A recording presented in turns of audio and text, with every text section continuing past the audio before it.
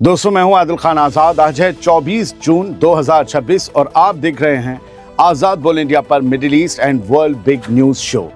आज बिना हेडलाइंस के ही करते हैं सीधी शुरुआत। बड़ी खबरें हैं ईरान से, लेबनान से, गजा से, पाकिस्तान से। दोस्तों, ईरान के खिलाफ जंग छेड़ने का सियासी नुकसान अब डोनाल्ड ट्रंप को अपने ही मुल्क में उठाना पड़ रहा है। बात सिर्फ डेमोक्रेट्स पार्टी की नहीं, बल्कि ट्रंप की अपनी रिपब्लिकन पार्टी के कई लोग भी अब उनके खिलाफ खड़े होते दिखाई दे रहे हैं। एक बहुत बड़ा डेवलपमेंट सामने आया है। दरअसल 23 और 24 जून की रात को अमेरिकी सीनेट ने एक ऐसा कदम उठाया जिसने डोनाल्ड ट्रंप को बड़ा सियासी झटका दे दिया है। फजीहत भारी हुई है। इस रिपोर्ट के मुताबिक अमेरिकी सीनेट ने 50 के मुकाबले 48 वोटों से एक वॉर पावर्स रेजोल्यूशन पास कर दिया है, जिसमें डोनाल्ड ट्रंप से कहा गया है कि ईरान के खिलाफ अमरीकी मिलिट्री कार्रवाई रोकी जाए और अमरीकी फौज को इस जंग से बाहर निकाला जाए। सीज़फायर चल रहा है और बात है, लेकिन फिर भी जंग अभी खत्म नहीं हुई है। इससे पहले यही रेजोल्यूशन हाउस ऑफ रिप्रेजेंटेटिव से भी पास हो चुका है। दोस्तों, 1973 में बने वॉर पावर्स एक्ट के बाद ये पहला मौका है जब अमरीकी कांग्रेस के दोनों सदनों ने, दोनों हाउसेज ने किसी प्रेसिडेंट की जंग लड़ने की ताकत पर रोक लगाने वाला रेजोल्यूशन पास किया है। ये बड़ी शेम की बात है डोनाल्ड ट्रंप के लिए।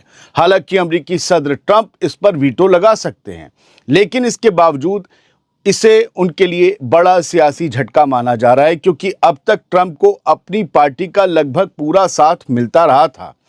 लेकिन अब उनकी पार्टी रिपब्लिकन के कुछ सेनेटर भी इस जंग पर सवाल उठा रहे हैं। दोस्तों, वैसे पर्सनली मैं वीटो को कोई ताकत नहीं बल्कि कमज़ोरी मानता हूं, क्योंकि इसका इस्तेमाल तब किया जाता है जब कुर्सी पर बैठा कोई शख्स किसी और रास्ते से किसी फैसले को रोकने के काबिल नहीं रहता। दोस्तों, देर रात हुई वोटिंग के बीच ट्रंप पर सख्त हमला बोलते हुए ये कहा गया कि उन्होंने सालों तक ईरान पर मैक्सिमम प्रेशर की बात की, लेकिन आखिर में अमेरिका को मैक्सिमम कन्फ्यूजन, मैक्सिमम अफरा तफरी और मैक्सिमम नुकसान देकर छोड़ दिया। ट्रंप की ईरान पॉलिसी को अमेरिका की सबसे बड़ी फॉरेन पॉलिसी वाली गलतियों में से एक भी बताया गया। यानी जिस जंग को डोनाल्ड ट्रंप अपनी कामयाबी बताने की कोशिश कर रहे हैं, उसी जंग पर अब उनके अपने ही मुल्क में सियासी बगावत शुरू होती दिखाई दे रही है। फिलहाल अगली कोई भी जंग छेड़ना अब डोनाल्ड ट्रंप के लिए पहले की तरह आसान नहीं होगा। इसी सिलसिले में खबर यह है दूसरी कि अमरीकी सीनेट से मिले बड़े सियासी झटके के बाद अब डोनाल्ड ट्रंप बौखलाए हुए दिखाई दे रहे हैं। 24 जून की सहर उन्होंने ईरान की जंग के खिलाफ पास किए गए रेजोल्यूशन पर एक सख्त जुबानी हमला बोला। ट्रंप ने अपने सोशल मीडिया प्लेटफॉर्म पर लिखा कि सीनेट का ये रेजोल्यूशन बेकार है और बिल्कुल गलत वक्त पर लाया गया है, कोई इसकी टाइमिंग सही नहीं है। उन्होंने कहा कि इस रेजोल्यूशन की कोई अहमियत नहीं है और इससे कुछ भी बदलने वाला नहीं है। डोनाल्ड ट्रंप ने अपनी ही रिपब्लिकन पार्टी के उन सेनेटरों पर भी निशाना साधा जिन्होंने इस रेजोल्यूशन का साथ दिया। उन्होंने कहा कि ऐसे लोग गलत फैसला कर रहे हैं और इससे अमेरिका का ही नुकसान होगा। सबसे ज़्यादा नुकसान ट्रंप का हुआ है, क्योंकि अपने साथ छोड़ रहे हैं फैसले का।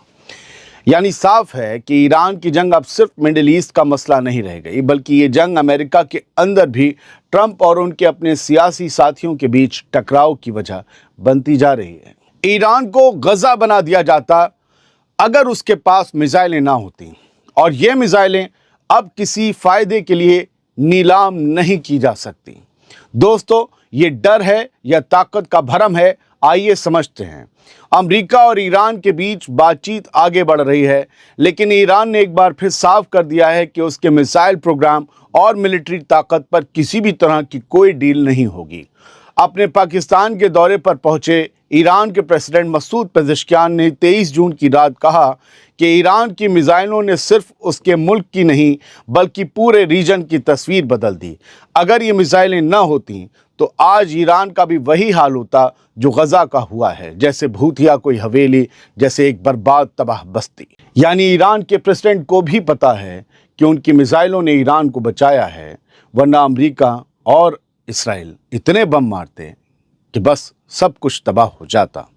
اسلام آباد میں پاکستان کے پرائم منسٹر شہباز شریف کے ساتھ جوائنٹ پریس کانفرنس میں مسعود پزشکیان نے کہا کہ ایران اپنی ڈیفنس طاقت یا میزائل پروگرام پر کسی بھی صورت میں بات چیت نہیں کرے گا۔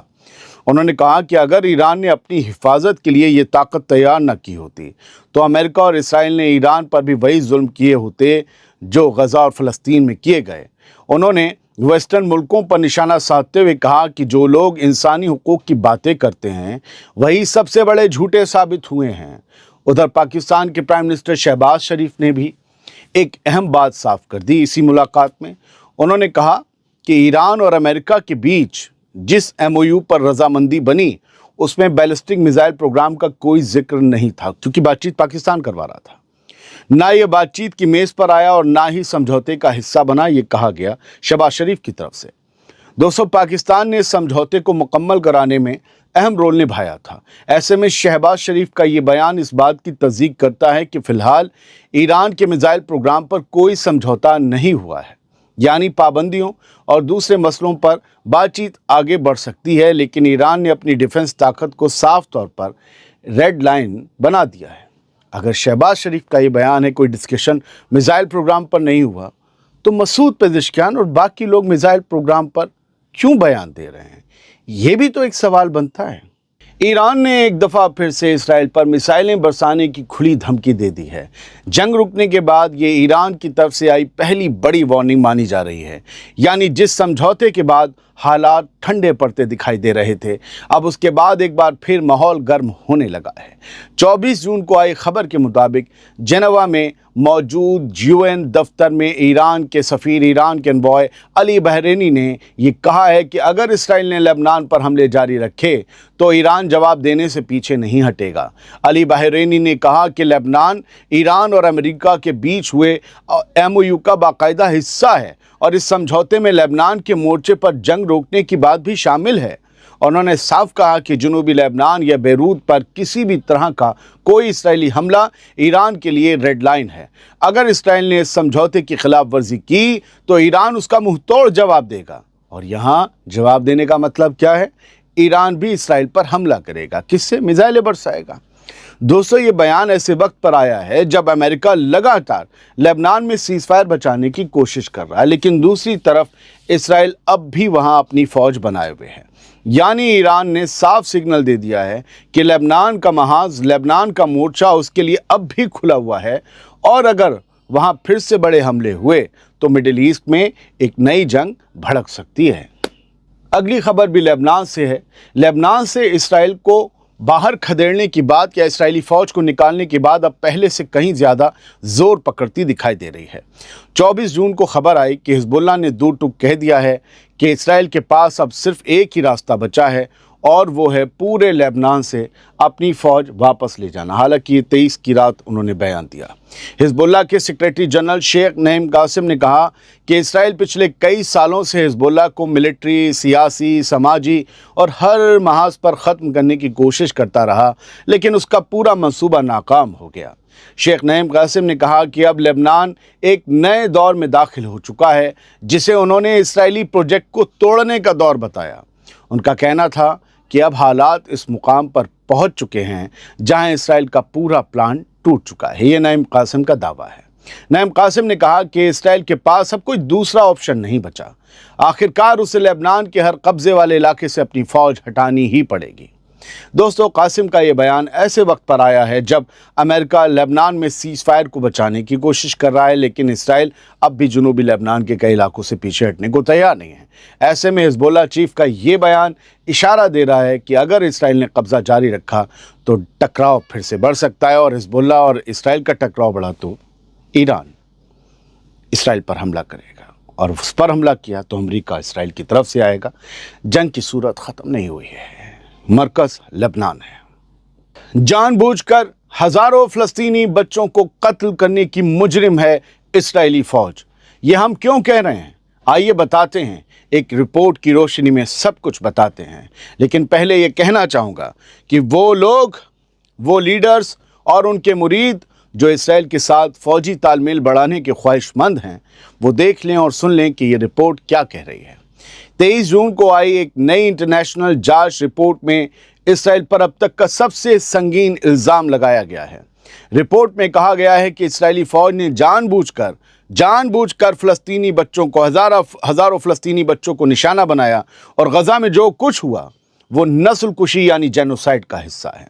रिपोर्ट के मुताबिक इस्राएली फौज और सिक्योरिटी एजेंसियों ने बड़ी तादाद में फ़लस्तीनी बच्चों को जानबूझकर निशाना बनाया।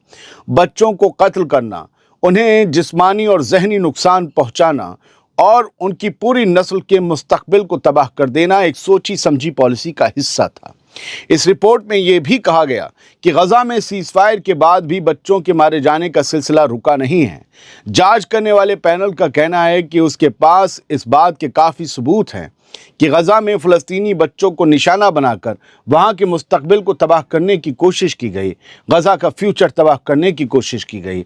रिपोर्ट के मुताबिक 7 अक्टूबर 2023 से अब तक गजा में इस्राएली हमलों में 73,000 से ज़्यादा फ़लस्तीनी मारे जा चुके हैं, जिनमें 21,000 से ज़्यादा तो बच्चे ही शामिल हैं।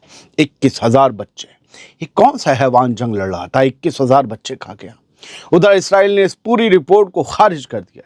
इसराइल की फॉरेन मिनिस्ट्री ने इसे झूठा और प्रोपेगेंडा बताते हुए ये कहा है कि वो इस रिपोर्ट को पूरी तरह नामंजूर करता है। लेकिन क्या इसराइल अपने बमों से मारे गए हज़ारों लोगों की फिगर को बदल सकता है? दोस्तों, ये जांच 2021 में यूनाइटेड नेशंस की तरफ से बनाए गए एक आज़ाद इंटरनेशनल कमीशन ने की है, जिसने इसराइल पर वॉर क्राइम, इंसानियत के खिलाफ जुर्म और नस्ल कुशी जैसे बेहद संगीन इल्ज़ाम लगाए हैं। उधर फ़लस्तीन ने भी इसराइल के खिलाफ सख्त कार्रवाई की मांग की। इस रिपोर्ट के बाद फ़लस्तीनी फॉरेन मिनिस्ट्री ने यह कहा है कि फ़लस्तीनी बच्चों को निशाना बनाने वालों का हिसाब होना चाहिए। फिर बता दूं कि एक इंटरनेशनल जांच रिपोर्ट में इसराइल पर नस्ल कुशी, इंसानियत के खिलाफ जुर्म और जंगी जुर्म जैसे संगीन इल्ज़ामात लगाए गए हैं। तभी रमल्ला में बैठी फ़लस्तीनी हुकूमत ने मांग की है कि सज़ा दी जाए बच्चों के कातिलों को। अब एक नया फॉर्मेट चलते चलते कुछ बड़ी मगर मिली जुली अपडेट्स सुन लीजिए। लेबनान में तबाही की नई तस्वीर भी सामने आई है। रिपोर्ट के मुताबिक जनूबी लेबनान में 11,000 से ज़्यादा रिहायशी इमारतें पूरी तरह तबाह हो चुकी हैं, जबकि 2,200 से ज़्यादा इमारतों को नुकसान पहुंचा है। उधर कतर ने कहा है कि LNG की पैदावार फिर से तेज़ होने वाली है। कतर के प्राइम मिनिस्टर ने कहा है कि अगले कुछ हफ्तों में गैस प्रोडक्शन दोबारा नॉर्मल हो सकता है। वहीं स्ट्रेट ऑफ हॉर्मुज़ से भी एक बड़ी अपडेट सामने आई है। शिपिंग डेटा के मुताबिक लगातार दूसरे वीकेंड वहां से गुजरने वाले जहाज़ों की तादाद करीब 3 गुना हो गई है। यानी ईरान और अमेरिका के बीच समझौते के बाद इस अहम समुद्री रास्ते पर कारोबार फिर से तेज़ी से पटरी पर लौटता दिखाई दे रहा है। क्या आपके यहाँ कुछ महंगाई कम हुई है? पेट्रोल डीजल के दाम कुछ कम हुए हैं? बताइएगा। लेकिन एक और अपडेट बता दूं फिर से, डोनाल्ड ट्रंप को अपने ही मुल्क में एक और बड़ा सियासी झटका लगा है। अमेरिकी सीनेट ने ईरान के खिलाफ जंग रोकने या कांग्रेस से मंजूरी लेने वाला रेजोल्यूशन पास कर दिया है। इस पर ट्रंप भड़क गए हैं और कहा है कि सीनेट ने दुश्मन का साथ दिया है। ये फॉर्मेट इसलिए रखा क्योंकि आपको आखिर तक बड़ी खबरें मिल सकें, यह आपको आज से मालूम होना चाहिए। आप इन अपडेट्स के साथ देख रहे थे हमारा फेसबुक पेज, FB पेज, उसे फॉलो करें। हमारा दूसरा यूट्यूब चैनल दुनिया टुडे इंडिया की खबरों के लिए उसे फॉलो करें, इंटरनेशनल भी आती हैं। और ये आज़ाद बोल इंडिया अगर आपने अब तक ना किया हो सब्सक्राइब, आपकी मर्ज़ी है। मेरी तो आपसे गुजारिश है कि आप इसे ज्वाइन करें। ज्वाइन भी हाँ करते हैं, सब्सक्राइब तो कर लें, घंटी वो नोटिफिकेशन जो होता है ताकि आपको पहले वीडियो मिल जाए वो भी कर लें, और एक मेंबरशिप होता है प्लान वो भी कर लें। मैंने तो आज तक आपसे नहीं कहा, मैं देखता हूँ कि इस गुजारिश का क्या असर होता है। बहुत बहुत शुक्रिया। खबरें लाने में देर होती है क्योंकि अकेले ही रिसर्च और प्रोडक्शन संभालते हैं, फिर एंकरिंग करते हैं, तो डिटेल में खबरें लाने में थोड़ा वक्त लगता है। कहिए तो मैं आपके लिए ताहिरी ले आऊँ, परत वाली बिरयानी बनाने में देर लगती है। सलामत रहिए, खुश रहिए।